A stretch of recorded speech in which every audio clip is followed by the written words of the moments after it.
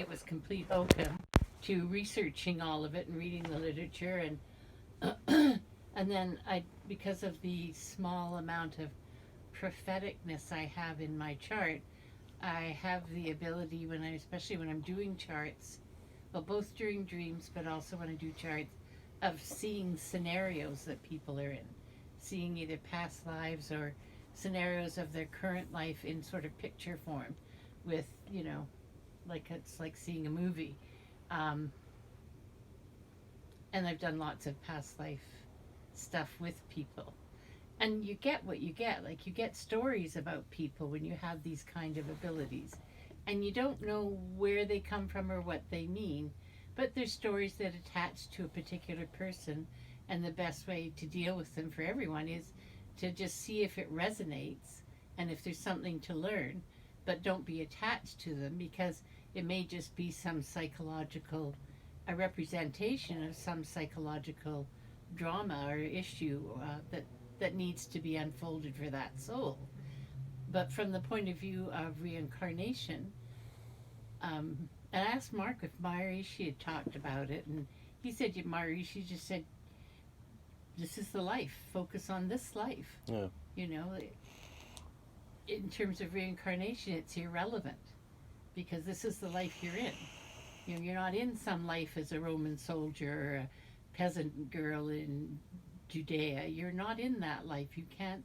It might be fun to play with ideas of who you might have been and to see how it resonates with your current psychology and personality. But I like the idea that they're all existing at once. Yeah. That's what I actually pretty much settled down to. Like, I have no way of knowing or proving it, but I do get images of people and really strong, you know, really strong experiences of people in people's lives, and certainly they certainly feel like real experiences, like not fake, not made up in my imagination when they come. I didn't create them myself, from what I can tell, but it makes sense to me that we're sort of more like we're multi-dimensional beings. When we come in, we've got all these lifetimes. We come in and we're spread out among different lifetimes, potentially, and we're just doing them all at once, like a soul above, and split into all these different personalities. And that's why why you can see and feel different aspects of yourself. Some people can, 12th house people, particularly with personal planets in there, can often feel different aspects way beyond who they are. But interesting. This is the important one. Yeah. And if anything related to what might or might not be a so-called past or future life resonates with you and can provide value, great. But if it doesn't, then it's perfectly fine and you should leave it alone. And not every psychic you see is going to necessarily be accurate for you.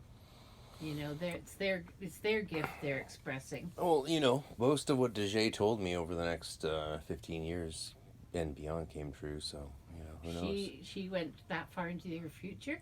Oh, she said a lot of things that I forgot about, and then and then when I rediscovered the cassette tapes, was like, oh, wow, that all came true.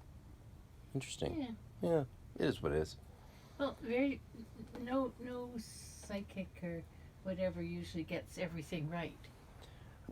I think there's like one thing she said that hasn't come true, but it could in the future. Something about working with disabled kids in the water or something like that. And I was like, that doesn't really sound like something I'll ever do, but who knows? Well, you don't know, yeah. Who knows? Opportunities may show up. I have nothing against working with disabled kids, and who doesn't like swimming? Exactly. All right, nice chatting. Okay.